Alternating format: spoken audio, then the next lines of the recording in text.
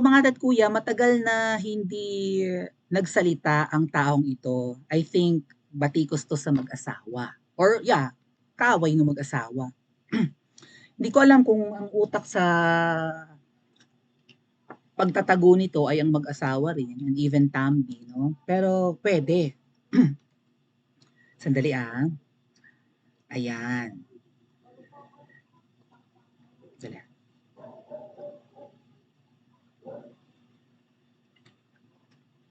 Si Kong Arnie Teves, parang ilang weeks din, if not mga 1 week or maybe days or maybe hindi naman months. Pero matagal siyang hindi masyadong nag-record ng video or nag-vlog. Maraming nagpa-follow dito. I think 500,000 yung followers ni Kong Arnie Teves. Lagpas 500,000 mga tat kuya.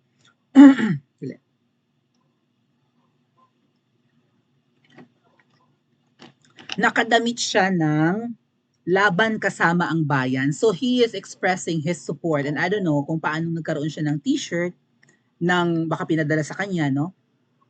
I think nasa Timor-Leste siya. Dali. Picturean ko lang. And then pakinggan natin yung kanyang sasabihin. Hindi ko pa naririnig to eh.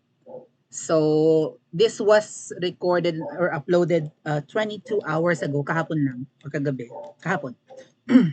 Kong Arnie Teves, siya po yung pinagbibintangan na tumegi kay Degamo, right? Degamo.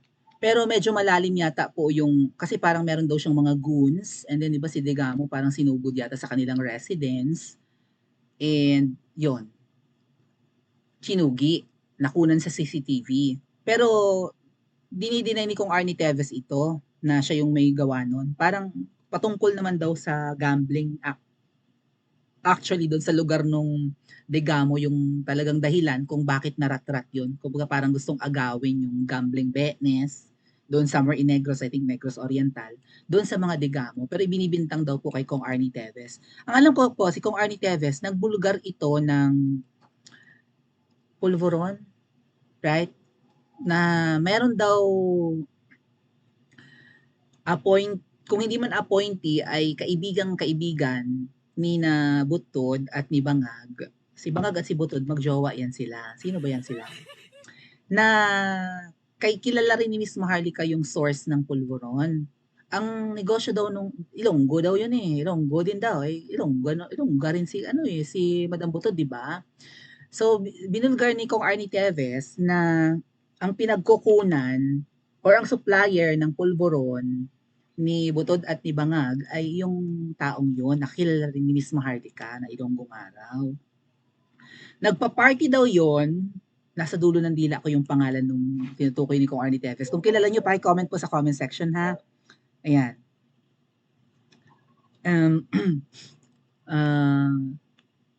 Nagpa-party daw yung taong yon, and then sa sobrang kabangagan daw ng kung sino man, muntik na raw mag-shoot yung kotse. Nag-drive ng kotse, baka paalis na nga.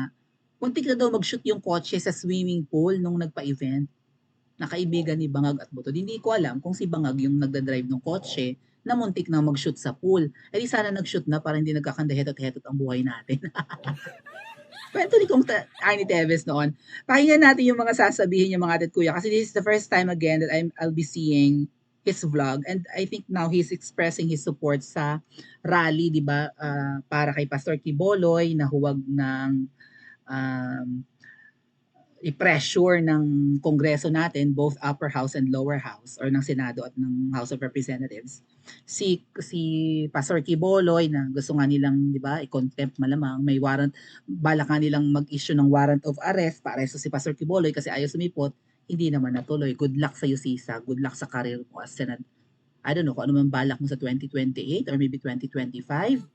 Pero simula na ng pagbagsak mo sa virus sa pinagagawa mo kay Pastor Kiboloy, ha? Inilalagay mo sa kahihiyan ang Senado. Akala mo, nagpa-feeling Iron Lady kasi yan si sa virus, di ba? Mahinahon magsalita, pero talagang bumaba na talaga ng bonggang-bongga. Anyway, let's listen to Kong Arnie Teves sa kanyang mga sasabihin. And I think tama yung may narinig ako ditong binanggit niya na parang sa panahon ngayon, katulad ni Pastor Quiboloy at katulad niya, iniimbestigahan ka pa lang pero ang dating ay guilty ka na sa ibinibintang. Parang ganyan kasi daw ang kilos ngayon ng Senado, no? And let's see kung mababanggit niya si Butod at si Bangag dito sa video niya. Gigil siya doon. Baka nga doon sa yung binulgar niyang yon na patungkol nga sa muntik nang malaglag yung kotse sa pool, baka yun yung dahilan kung bakit pinagbintangan siya yung tumegi kay Degamo. Kasi binubulgar niya yung pulveron ganap ni Bangag at ni Butod, mga ate at kuya. Pinag-initan tuloy-tuloy, ngayon nagtatago siya sa Timor-Leste. Let's listen. Magandang araw mga palangga at mga kababayan ko. Medyo matagal po tayong nanahimik, pero ngayon tingin ko kailangan ko magsalita ulit. Dahil ayon kay Ted Filon, sobra na, tama na. Grabe na talaga ang korupsyon sa ating bansa. It has even been the corruption in the Philippines has even been noticed by the international community. If you saw the interview in Australia with, I think, Ferguson, the lady media practitioner. Nung in-interview niya si Bongbong Marcos tungkol sa ill-gotten wealth, natameme si Bongbong Marcos. Nakita niyo doon. So, kung ako lang tatanungin niyo, medyo guilty. Sa aking mga kababayan, sobrang naaawa na ako, lalo na sa ating mga kapatid na mahihirap. Ang mahal na ng bigas, ang mahal na ng mga bilihin, ang mahal pa ng mga produktong petrolyo. Pero kung makita nyo, ang nagpapatakbo na ating bansa, parang kumbaga walang pakialam. Biyahe lang ng biyahe, kumbaga para lang nagbabakasyon. 21 trips in 21 months. Kung ako yung pera pang biyahe, pamigay ko lang sa mahihirap. Gawin kong tulong. Isa pa, ang dami ng drogang umiikot ngayon sa Pilipinas. Ang dami ng krimen. Isa pa, napansin ko, bakit pag ibang tao pinagbintangan, guilty na kaagad? Si Bantag pinagbintangan, hindi pa nalilitis, guilty na.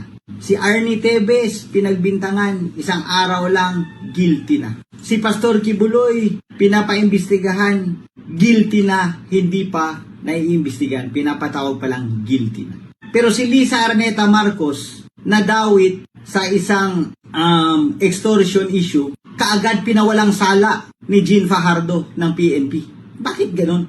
Ilan ba ang pinagbabatayan ng batas natin sa Pilipinas? Are there two sets of laws in the Philippines? Isa para sa mga may kapangyarihan, isa para sa ibang tao. Or isa para sa mga kakampi ng mga Marcos, isa para sa ibang mga tao. Di ba dapat sa isang bansa, isa lang ang sinusunod na batas? Dapat pantay-pantay sa lahat ng tao.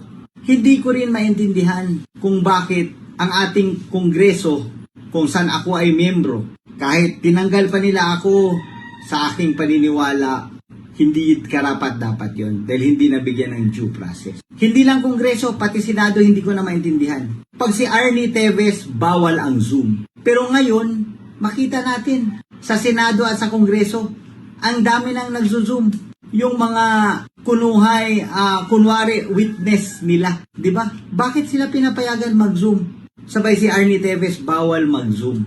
So, double standard na naman. Again, tanong ko, ilan ba ang rules ng Senado? Ilan ang rules ng Kongreso? Dapat isang set lang ang rules ng mga chambers na ito. Nanggaling ako dyan eh. Alam mo, sobra na ang pang-aabuso ni Tambaluslos. Dapat na natin tong wakasan. Lahat pinagdidiktahan na nila. Lahat pinapakialaman na nila. May nakita ako kailan lang, pati LGU ng San Simon, pinapakialaman. Sobra na talaga.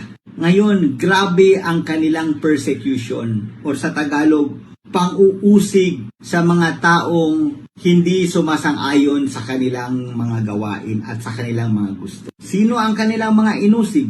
Ang una, si General Bantag. Sumunod, si Arnie Tevez. Tinanggal sa Kongreso. Binigyan pa ng sobrang daming kaso na kung ano-ano, wala na ngang witness, may kaso pa rin. Pati si Madam GMA, tinanggal nila bilang Deputy Speaker. Senior Deputy Speaker. Pagkatapos nun, tinanggal pa bilang Deputy Speaker. Ngayon, pagkatapos si GMA, si Boss Pulong naman, si Congressman Pulong Duterte. Gusto na naman nilang tanggalin, pero tingin ko hindi nila kayang gawin. Inuusig din nila si Boss Pulong. Bakit?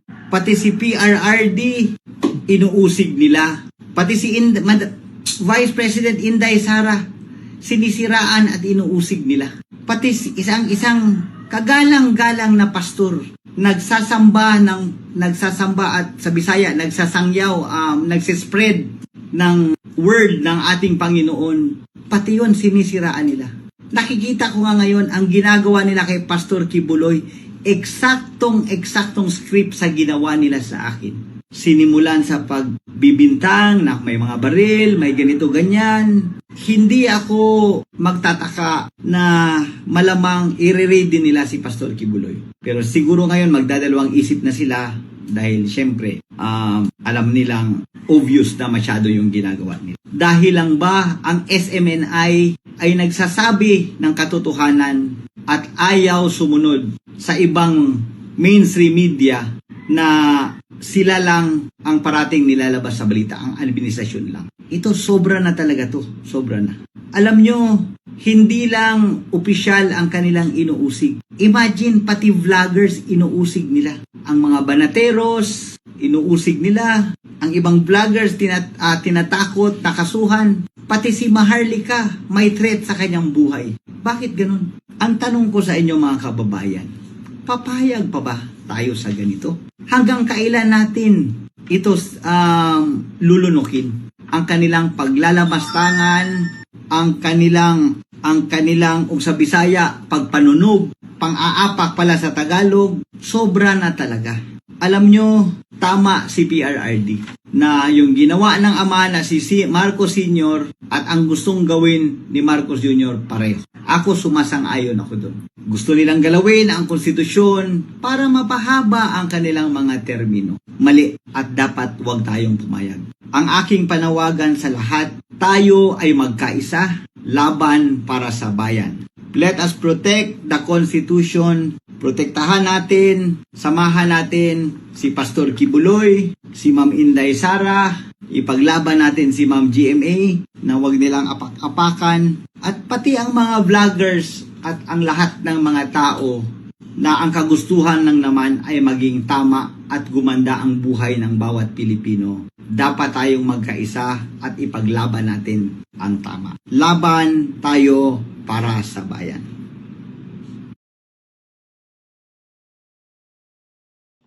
Alright. So, yung binanggit ko kanina na may nag-recommend, mga ate at kuya, or nag-suggest na ako ay sumama sa mga banateros. Or makipag-collab sa ibang vloggers, maganda rin siguro na hindi ko ginagawa, no? Bukod sa syempre, ayoko namang maging epal sa ibang mga higanting vloggers, baka sabihin nila masyado akong nagso-social crime and whatnot, or gusto kong madagdagan ng followers ko through their help.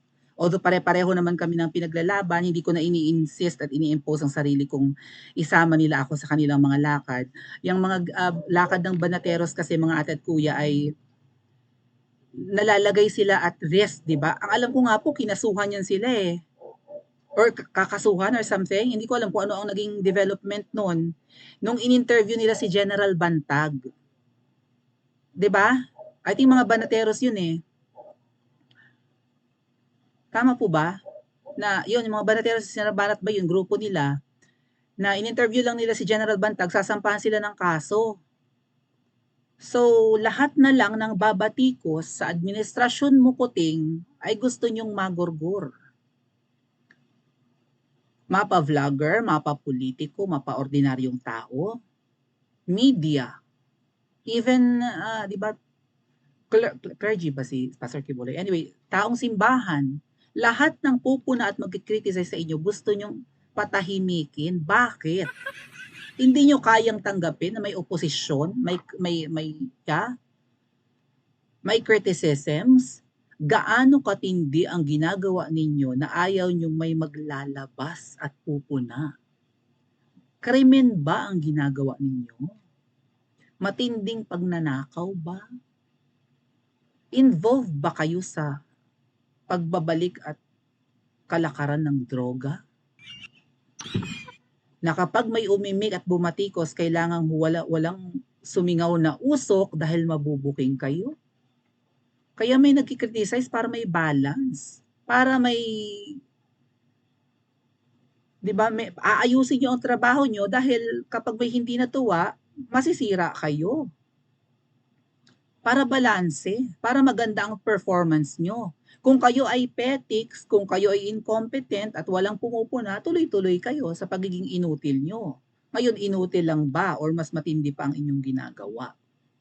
At kapag may pumupuna, ang ultimate, ang pinakamatindi niyong gagawin ay gugurgurin. Ito, congressman, malaking tao, nagtatago abroad, nagtatago sa sarili mong bayan, takot, walang peace of mind, nanganganib ang buhay, nasa sarili kang bayan mo, kaya ka lalabas. Pastor Kibuloy, ganun din, ayaw magpakita sa, 'di ba, sa camera. At dahil nga may threat sa buhay, kaibigan lang naman ni PRRT, nalalagay sa ganito na ang gobyernong sinuportahan natin. Tapos puro party at gala ang ginagawa. Saan tayo papunta? At hanggang kailan? Hanggang 2028? Magtatyaga tayo? At yung mga uniformed men, ayun nga, binanggit ni Kong Teves, si Butod ba siya? Hindi ko alam kung sino siya. Nakaladkad ang pangalan sa extortion, mga tatkuya. May 3 nahuling lalaki nang e-extort, nang ngingikil. Nadamay ang pangalan, na parang siya yung mastermind, na siya yung ginagamit na panakot, pag hindi ka nagbayad sa amin ng gantong halaga, 5 million, kung magkano man, lagot ka kay Butod. Tapos sinaklolohan agad ng PNP, hindi involved. Bakit? Na-investigahan na. Tapos na ang investigation. Kakampi pa ba natin ang uniformed men, mga ate at kuya? Or hawak na rin sa liig ng mga politikong yan? Malapit na ba ang martial law or martial law ng talaga? Pa-comment nga po sa comment section at mag-like and subscribe din po kayo.